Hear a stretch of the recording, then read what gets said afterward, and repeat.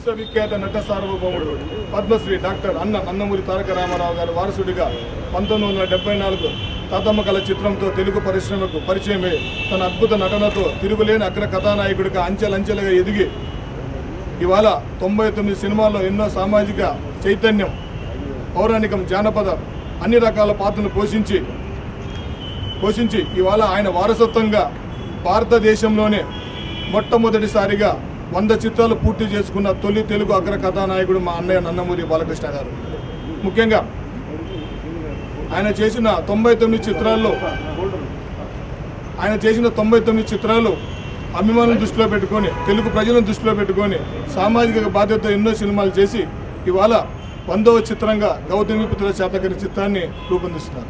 2000 సంవత్సరం కాలం నాటి ఒక చారిత్రకాని యొక్క చరిత్రను భావి తరాలకు అందించాలని ఒక సంకల్పంతో శాతవాహన సార్వభౌముడు గౌతమిపుత్ర శాతకర్ణి కథాంశంతో మనం ముందుకు రాబోతున్న శుభ సందర్భంగా భావి తరాలకు ఈ చారిత్రకాని యొక్క చరిత్ర అవసరమని చెప్పి అంజనీపుత్ర క్రిష్ దర్శకత్వంలో బసవతారక పుత్ర మా అన్నయ్య నందమూరి బాలకృష్ణ గారు తన 100వ చిత్రంగా ఈ చిత్రం చేసిన శుభ సందర్భంగా అఖండ భారతదేశంలో ప్రసిద్ధిగాంచిన సర్వమత పుణ్యక్షేత్రాలలో 100 కేజీల కుంకుమార్చన చేస్తూ, అలాగే 23 శివలింగాలలో రుద్రాభిషేకాన్ని నిర్వహించి సర్వమత దేవాలయాలలో ప్రార్థనలు చేసి ఈ పవిత్ర కార్యం బాలయ్య బాబు సుఖ సంతోషాలతో నిండు నూరేళ్లు ఆయుష్ ఆరోగ్యాలతో ఉండాలని, మా అభిమానులు ఆయనకి జీవితాంతం ఇలాగే ఉంటామని, అలాగే ఈ చిత్రం దర్శకత్వం వహించిన దర్శకుడు, నిర్మాతలు అందరూ కూడా ఆయుష్ ఆరోగ్యాలతో ఉండాలని కోరుకుంటూ,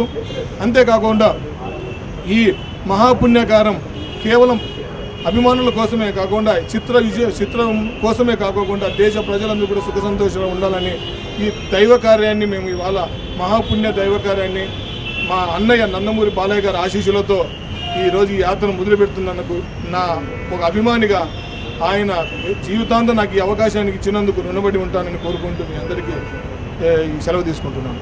శతచిత్ర యోధ శతమానం భవతి అని ఒక గొప్ప కార్యక్రమం తలపెట్టిన జగన్ని మనస్ఫూర్తిగా అభినందిస్తూ అండ్ మా యూనిట్ అంతా తరపున, నందమూరి అభిమానుల తరపున, గౌతమి పుత్ర శాతకర్ణిగా ఆయన చూడబోతున్న విశేష తెలుగు ప్రేక్షకుల తరపున మరొకసారి అభినందిస్తున్నాను. Thank you so much.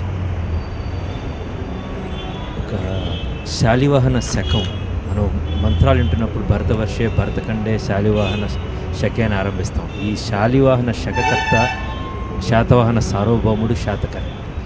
ఒక తెలుగువాడు ఒక దేశం మొత్తాన్ని ఊహించి, ఒక దేశాన్ని అనేక ముక్కలుగా ఉన్న గణరాజ్యాలన్నీ ఒక అఖండ రాజ్యంగా కలిపిన శాతకర్ణి, ఆయన చక్రవర్తి అయిన రోజు ఉగాదిగా మనందరం జరుపుకుంటున్నాం. అలాంటి ఒక గొప్ప వ్యక్తి గురించి, ఒక గ్రేట్ వారియర్ గురించి మనకు తెలియపోవటం మన దురదృష్టకరం. ఇప్పుడు ఈ చిత్ర రూపంలో మనందరి ముందుకి శాతకర్ణి యొక్క కథ బయటకు వస్తుంది. దీనిని రిలీజ్కి ముందు ఈ 99 చిత్రాలు పూర్తి చేసుకొని బాలయ్య బాబు 100వ చిత్రంగా వస్తున్నప్పుడు గమ్మత్ ఏంటంటే శాతకర్ణి అంటే 100 చెవులు కలవాడు అని అర్థం. అదేవిధంగా శతకర్ణుడు అని 100 కరములు కలివాడు అని కూడా అర్థం. 100వ చిత్రం కావటం ఇవన్నీ కాకతాళీయం అండ్ ఏదో ఒక దైవానుగ్రహం. ఇలాంటి టైంలో 100 పుణ్యక్షేత్రాలకి శతచిత్ర యోధ శతమానం భవతి అని ఒక అద్భుతమైన ప్రోగ్రామ్ని చేస్తున్న జగన్కి ఇప్పుడు ఈయన శాతకర్ణి దేశాన్ని మొత్తాన్ని ఒక ఐక్యం చేసి అంత దేశమంతా పరిపాలించాడు. ఇక్కడ అనేక గుళ్ళకి ఇక్కడ ఉన్న మసీదులు కావచ్చు, చర్చిలు కావచ్చు, బౌద్ధరాములు కావచ్చు. తిరిగి ఈ చిత్ర విజయానికి ద సేమ్ టైం శాతకర్ణి యొక్క స్పిరిట్ని మొత్తాన్ని తీసుకెళ్ళడానికి కృషి చేస్తున్నాడు. And thank you so much Jagan and all the very best. అందరికీ నమస్కారం.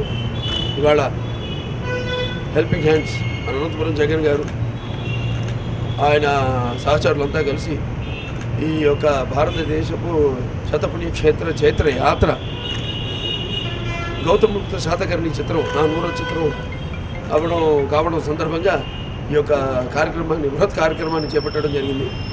అంటే మొత్తం అందరూ కలిసి ఇక్కడి నుంచి బయలుదేరి హైదరాబాద్ నుంచి ఇక్కడ అన్ని భారతదేశంలో ఉన్న అన్ని పుణ్యక్షేత్రాలు అంటే గుళ్ళు మసీదులు, అలాగే చర్చిలు, వాటిని అన్నింటినీ కూడా సందర్శించి అక్కడ పూజా కార్యక్రమాలు నిర్వహించి అంటే ఈ నెల 19-20 వరకు అంటే అన్నీ మొత్తం అష్టాదశ శక్తిపీఠాలు కావచ్చు, లేకపోతే మిగతా అన్ని ఈ శైవ క్షేత్రాలు కావచ్చు, అలాగే స్వామి వెంకటేశ్వర స్వామి వారి క్షేత్రాలు కావచ్చు, ఆ అందరి అంశాల యొక్క పుణ్యక్షేత్రాలన్నింటినీ కూడా దర్శించి 19-20కి పూర్తి చేసుకుని ఇక్కడ తిరిగి వచ్చి మళ్ళీ ఇక్కడ ఈ మన తెలుగు రాష్ట్రాలైన ఈ ఆంధ్ర తెలంగాణ రాష్ట్రాల్లో ఉన్న పుణ్యక్షేత్రాలన్నింటినీ కూడా దర్శించి మన చిత్రం ఆడియో ఫంక్షన్ రోజున వాటి పుణ్య కార్యక్రమాన్ని పూర్తి చేసుకుంటారు. చాలా బృహత్ అంటే ఎంతో పవిత్రమైన ఎంతో మంచి కార్యక్రమం ఇది. ఎందుకంటే ఈ గౌతమిపుత్ర శాతకర్ణి అన్నది చాలామందికి దురదృష్టవశాత్తు ఆయన గురించి ఎంతోమందికి తెలియదు. ఏదో మనకి వేరే రాజుల గురించి మాట్లాడుకుంటాం, కానీ మన శక పురుషుడు ఎవరితోనైతే ఈ శకం ప్రారంభమైందో ఈ ఉగాది పండుగ ఏదైతే మనం జరుపుకుంటున్నాం వివిధ రాష్ట్రాల్లో కూడా ఇప్పుడు మనం చూస్తే మన భారతదేశంలోనే కాదు విదేశాల్లో కూడా అక్కడ మారిషస్ కావచ్చు, లేకపోతే అక్కడ బాలీలో కావచ్చు, అక్కడ కూడా ఈ యొక్క పండుగని ఆయన పేరు ముందు తలుచుకుని ఉగాది పండుగ చేసుకోవడం జరుగుతుంది. అలాగే మరి వాళ్ళ మా చిత్ర నిర్మాతలు అటు రాజీవ్ రెడ్డి గారు, అలాగే సాయిబాబా గారు జాగరముడి, అలాగే మా చిత్రాన్ని సమర్పిస్తున్న బిపో శ్రీనివాస్ గారు అయితేనేమి, వాళ్ళందరూ ముందుగా వచ్చి, అలాగే మా దర్శకుడు కృషి గారు వచ్చి చిత్రం ఇట్లా నిర్మాణం తలపెట్టామన్నప్పుడు ఇదంతా ఒక దైవ ప్రేరణగా ఇది. ఎందుకంటే ఎవరికి ఇప్పటిదాకా తట్టని ఓ పాత్ర, ఎవరికి ఎక్కువగా తెలియని పాత్ర ఈ యొక్క పాత్ర శకపురుషుడు గౌతమిపుత్ర శాతకర్ణి గురించి ఎవరైతే తన తల్లి పేరుని తన ఇంటి పేరుగా పెట్టుకున్నాడో ఆ తర్వాత వరుస క్రమంలో అతని తర్వాత అతని వారసులంతా కూడా వాళ్ళ తల్లుల పేర్లు పెట్టుకోవడం జరిగింది. అటువంటి ఒక మంచి చిత్రాన్ని సంకల్పించామని చెప్పినప్పుడు అది దైవ ప్రేరణగా భావించి వెంటనే ఒక తెలుగు భాష సంస్కృతి మన తెలుగు జాతి ఎలాగైతే ఆనాటి రామారావు గారు విశ్వవ్యాప్తంగా ఆయన వెన్నముక మీద ఈ తెలుగు జెండాను ఎగరవేశారు, అలాగే ఒక తెలుగు బిడ్డగా, అలాగే ఆ తారక రాముని వారసునిగా ఈ చిత్రాన్ని వెంటనే చేయాలి.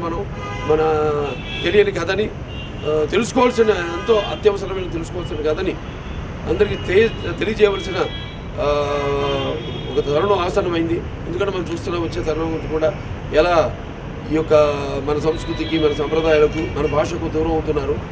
వాళ్ళందరికీ ఈ యొక్క మాధ్యమం ఏదైతే మా చేతిలో ఉందో అస్త్రం సినిమా ద్వారా ఈ యొక్క సినిమానే కాకుండా ఈ యొక్క పురుషుడి వెనుక ఉన్న ఎంతో గొప్ప చరిత్ర దాన్ని ఒక రూపకల్పన చేసి అందరికీ అందజేయాలన్న మంచి సత్సంకల్పంతో ఈ చిత్రాన్ని ప్రారంభించడం జరిగింది. ఇవాళ చిత్రం పూర్తిగా వచ్చింది. అందరూ ఎంతగానో ఎదురు చూస్తున్నారు, మేము కూడా ఎంతగానో ఎదురు చూస్తున్నాం. సినిమాని అతి త్వరలో పూర్తి చేసుకుని మీకు కూడా అందించాలని సంక్రాంతికి చిత్రాన్ని విడుదల చేయడానికి అన్ని సన్నాహాలు చేస్తున్నాము. మిగిలింది ఒక పాట మిగిలింది. ఈ 20తో చిత్రం షూటింగ్ మొత్తం పూర్తయిపోతుంది. మిగతా అన్ని పనులన్నీ కూడా జరుగుతున్నాయి. అంటే మన దాశరథి గారు ఒక మాట అన్నారు, కనిపించిన భూగర్భంలో దాచిన బడబాలనమెంతో నల్లని ఆకాశంలో కానరాని భాస్కరులు అందరూ అని. అలాగే ఈ యొక్క గౌతమిపుత్ర శాతకర్ణి చిత్రం కూడా ఒక కానరాని భాస్కరుని ఒక కథ గౌతమిపుత్ర శాతకర్ణి. వెళ్ళిన వాళ్ళందరూ కూడా ఎంతో మంచి కార్యక్రమాలు చేపట్టాం కాబట్టి తప్పకుండా ఈ యొక్క చిత్రం మొదటి నుంచి మొదలుపెట్టిన దగ్గర నుంచి కూడా చిత్రంలో అన్నీ కూడా మనకి అలా అన్నీ సమకూరాయి. చిత్రం ఏదో దైవ ప్రేరణగా మేము ఏదనుకుంటే అది జరుగుతూ భగవంతుడు ఆశీస్సులు గారిని భావిస్తాం. ఇంత మంచి చిత్రాన్ని తలపెట్టినందుకు మరొకసారి ఈ యొక్క అద్భుతమైన చిత్రాన్ని మీకు అందించడానికి అంటే బిహైండ్ ద స్క్రీన్ కారకులైన మా నిర్మాతలు సాయిబాబా గారికి, జాగరముడి సాయిబాబా గారికి, అలాగే రాజీవ్ రెడ్డి గారికి, అలాగే ఈ చిత్రాన్ని సమర్పిస్తున్న బిపో శ్రీనివాస్ గారికి, అలాగే మా చిత్ర దర్శకులు కృషి గారికి ఈ సందర్భంగా నా అభినందన తెలియజేసుకుంటూ, అలాగే ఈ చిత్రం ఏదైతే మీరు ఊహించుకుంటున్నారో చిత్రం అంటే ఇది ఒక తెలియని కథ కాబట్టి మీ ఊహల్ని మించి ఉంటుంది ఈ చిత్రం. ఎందుకంటే ఎంతోమంది వచ్చారు, చరిత్రకారులు అందరినీ రికార్డ్ చేశారు, శేషదేవరాయలను లేకపోతే అశోకుడను చంద్రగుప్తుడను ఇవన్నీ చేస్తున్నారు. కానీ మన దురదృష్టంతో నేను చెప్పినట్టు ఈయన గురించి చాలా తక్కువ తెలుసు మనకి. అటువంటిది ఎంతోమందిని సలహాలు తీసుకుని, ఎందుకంటే ఎంతోమంది అనుభవజ్ఞులు మొన్న ఆయన కాలం చేశారు, ఆయన పరబ్రహ్మ శాస్త్రి గారు ఆయన పరమపదించారు ఆయన మొన్ననే 2-3 నెలల క్రితం. ఆయన మొదటి శాతమానం తెలుగు వారు అని రుజువు చేసింది ఆయన. అలాగే ఆయన రుద్రమదేవి మీద కూడా ఎన్నో రీసెర్చ్లు చేయడం జరిగింది. అలాగే ఎంతోమంది అలాంటి పండితులు అన్ని డిపార్ట్మెంట్స్ నుంచి ఆర్కియాలజీ కానివ్వండి, ఆర్కైవ్స్ వాళ్ళందరూ కూడా వాళ్ళందరి సలహాల మేరకు ఈ సినిమాని ఎంతో చక్కగా మీకు అందించాలన్న మా ఈ యొక్క ప్రయత్నాన్ని తప్పకుండా భగవంతుడు ఆశీస్సులు ఉంటాయని చిత్రం మీరు అనుకుంటున్న రేంజ్కి, మీరు ఏదైతే ఊహించుకుంటున్నారో రేంజ్కి తప్పకుండా ఉంటుందని ఈ సందర్భంగా తెలియజేసుకుంటూ సెలవు తీసుకుంటున్నాను. సో ఈ యొక్క కార్యక్రమానికి రథసారథి అయిన అనంతపురం జగన్ గారికి నా అభినందనలు తెలియజేసుకుంటున్నాను. ఈ కార్యక్రమే కాదు, అది ఎటువంటి కార్యక్రమం అయినా ఎన్పికే హెల్పింగ్ హ్యాండ్స్ అని పేరుతో, ఆ స్వచ్ఛందమైన సంస్థ పేరుతో వాళ్ళు సొంతంగా డబ్బులు వేసుకుని ఎవరి దగ్గర నుంచి విరాళాలు స్వచ్ఛందంగా ఇచ్చేవాళ్ళు.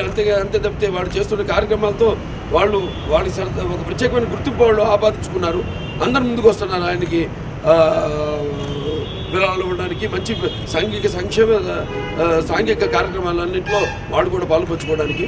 సో చదువు రాని వాళ్ళకి చదువు చెప్పించడం, అలా ఆర్థికంగా, అలాగే పుస్తకాల పంపిణీ అయితేనేమి, అలాగే ఈ యొక్క హెల్త్ శిబిరాలు, ఆరోగ్య శిబిరాలు పెట్టడం అయితేనేమి, ఇలా ఎన్నో కార్యక్రమాలు.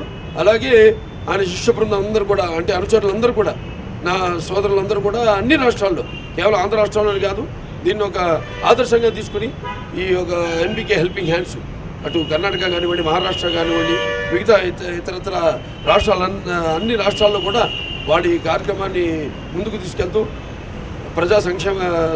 సాంఘిక సంక్షేమ కార్యక్రమాల్లో పాల్గొంటున్నందుకు వాళ్ళకి మరొకసారి నా అభినందనలు తెలియజేసుకుంటాను.